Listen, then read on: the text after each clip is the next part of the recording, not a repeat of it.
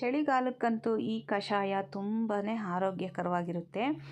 Friends, ಇವತ್ತು ನಾನು ಒಂದು ಆರೋಗ್ಯಕರವಾದಂಥ ಕಷಾಯನ ಮಾಡ್ತಾಯಿದ್ದೀನಿ. ನೀವು ಕೂಡ ಈಸಿಯಾಗಿ ಮಾಡಿಕೊಂಡು ಆರೋಗ್ಯನ ಕಾಪಾಡ್ಕೊಳ್ಳಿ. ಮೊದಲಿಗೆ ನಾನಿಲ್ಲಿ 1 ಕಪ್ಪಷ್ಟು ಧನಿಯಾ, ಒಂದು 5-6 ಲವಂಗ, ಹಾಗೆ ಒಂದು ಏಲಕ್ಕಿ ತೊಗೊಂಡಿದ್ದೀನಿ.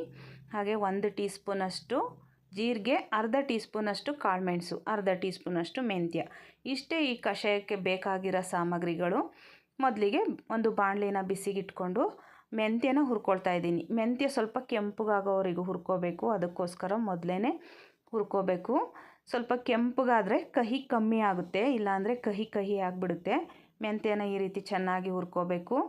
ನಂತರ ಇದಕ್ಕೆ ಜೀರಿಗೆನ ಸೇರಿಸ್ಕೊಳ್ತಾ ಇದ್ದೀನಿ. ಇವಾಗ ನೋಡಿ, ಮೆಂತ್ಯ ಹುರಿದಿದ್ದಾಗಿದೆ.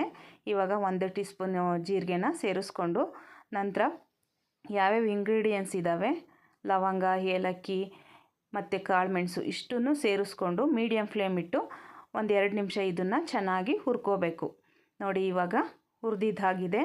ಇದನ್ನು ಇವಾಗ ಒಂದು ಪ್ಲೇಟ್ಗೆ ಎತ್ತಿಟ್ಕೊಂಡು ಅದನ್ನು ತಣ್ಣಗಾಗೋದಕ್ಕೆ ಬಿಡೋಣ.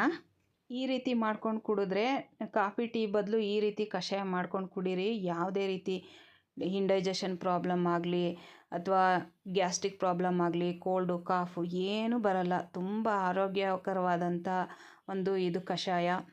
ಪ್ರತಿಯೊಬ್ಬರು ಕುಡಿಬೋದು. ಬೆಲ್ಲ ಹಾಕ್ಕೊಂಡು ಮಾಡ್ಕೊಂಡು ಕುಡಿದ್ರಂತೂ ತುಂಬಾ ಒಳ್ಳೆಯದು. ನೋಡಿ, ಇವಾಗ ಧನಿಯಾನ ಹುರಿದಿದ್ದಾಗಿದೆ. ಇದನ್ನು ಕೂಡ ತಣ್ಣಗಾಗೋದಕ್ಕೆ ಬಿಡಬೇಕು. ಬಿಸಿನಲ್ಲಿ ಯಾವುದನ್ನು ಪೌಡ್ರ್ ಮಾಡ್ಕೋಬೇಡಿ. ಇವಾಗ ಅದೇ ಪ್ಲೇಟ್ಗೆ ಇದನ್ನು ಕೂಡ ಹಾಕ್ಕೊಂಡು ಪೌಡ್ರ್ ಮಾಡ್ಕೊಳ್ಳೋಕ್ಕೆ ಇದು ಹಾರೋದಕ್ಕೆ ಬಿಡ್ತಾಯಿದ್ದೀನಿ. ತಣ್ಣಗಾದಮೇಲೆ ಮಿಕ್ಸಿಗೆ ಹಾಕ್ಕೊಂಡು ಸಣ್ಣದಾಗಿ ಪೌಡ್ರ್ ಮಾಡ್ಕೋಬೇಕು.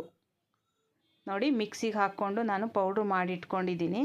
ನಿಮಗೆ ಎಷ್ಟು ಕ್ವಾಂಟಿಟಿ ಬೇಕೋ ಅದ್ರ ಮೇಲೆ ನೋಡಿ ಈ ರೀತಿ ಪೌಡ್ರ್ ಮಾಡಿ ಒಂದು ಏರ್ಟೈಟ್ ಬಾಕ್ಸ್ಗೆ ಹಾಕಿಟ್ಕೊಂಡ್ರೆ ನಿಮಗೆ ಬೇಕಾದಾಗ ಕಷಾಯ ಮಾಡಿಕೊಂಡು ಕುಡಿಬೋದು. ತುಂಬಾ ಅತ್ಯಂತ ಅದ್ಭುತವಾದ ರುಚಿ ಇದು. ತುಂಬ ಚೆನ್ನಾಗಿರುತ್ತೆ. ಒಂದು ಸರಿ ಟ್ರೈ ಮಾಡಿ. ಇವಾಗ ಕಷಾಯ ಹೇಗೆ ಮಾಡೋದು ಅಂತ ನೋಡೋಣ. ನಾನು ಪಾತ್ರೆಗೆ 1 ಕಪ್ಪಷ್ಟು ಹಾಲು ಹಾಕ್ಕೊಳ್ತಾ ಇದ್ದೀನಿ. ನಾವು ಯಾವ ಕಪ್ಪಲ್ಲಿ ಕಾಫಿ ಕುಡಿತೀವಿ ಆ ಕಪ್ಪಲ್ಲಿ ಹಾಲು ಹಾಕ್ಕೊಂಡು 1 ಟೀ ಸ್ಪೂನಷ್ಟು ಬೆಲ್ಲದ ಪೌಡ್ರ್ ಹಾಕ್ಕೊಳ್ತಾ ಇದ್ದೀನಿ. ಬೆಲ್ಲ ಹಾಕ್ಕೊಂಡ್ಮೇಲೆ ಒಂದು ಅರ್ಧ ಟೀ ಸ್ಪೂನಷ್ಟು ಪೌಡ್ರ್ ಮಾಡಿ ಇಟ್ಕೊಂಡಿದ್ವಲ್ಲ ಕಷಾಯದ ಪೌಡ್ರ್, ಅದನ್ನು ಸೇರಿಸ್ಕೊಂಡು ಒಂದು ಕುದಿ ಕುದ್ರೆ ಸಾಕು. ಕಷಾಯ ರೆಡಿಯಾಗುತ್ತೆ. ಇವಾಗ ಕುದಿಯೋಕ್ಕೆ ಬಿಡೋಣ. ನೋಡಿ, ಈಗ ಕುದೀತಾ ಇದೆ. ಇದನ್ನು ಇವಾಗ ಶೋಧಿಸ್ಕೊಂಡು ಕುಡಿದ್ರೆ ಕಷಾಯ ರೆಡಿಯಾಗಿರುತ್ತೆ. ಬೆಲ್ಲ ಹಾಕಿ ಮಾಡಿರೋದ್ರಿಂದ ಟೇಸ್ಟ್ ಅಂತೂ ತುಂಬ ಚೆನ್ನಾಗಿರುತ್ತೆ. ಕಾಫಿ ಟೀ ಬದಲು ಈ ರೀತಿ ಕಷಾಯನ ಈ ಚಳಿಗಾಲದಲ್ಲಿ ಮಾಡ್ಕೊಂಡು ಕುಡೀರಿ. ತುಂಬ ಚೆನ್ನಾಗಿರುತ್ತೆ. ರುಚಿ ಅದ್ಭುತ, ಆರೋಗ್ಯಕ್ಕಂತೂ ತುಂಬಾ ಒಳ್ಳೆಯದು. ಈ ವಿಡಿಯೋನ ಇಲ್ಲಿಗೆ ಮುಗಿಸ್ತಾ ಇದ್ದೀನಿ ಫ್ರೆಂಡ್ಸ್. ಈ ವಿಡಿಯೋ ಇಷ್ಟ ಆಗಿದರೆ ಪ್ಲೀಸ್ ಒಂದು ಲೈಕ್ ಮಾಡಿ, ಶೇರ್ ಮಾಡಿ, ಹಾಗೆ ನನ್ನ ಚಾನಲ್ನ ಸಬ್ಸ್ಕ್ರೈಬ್ ಮಾಡಿ. Thank you for watching.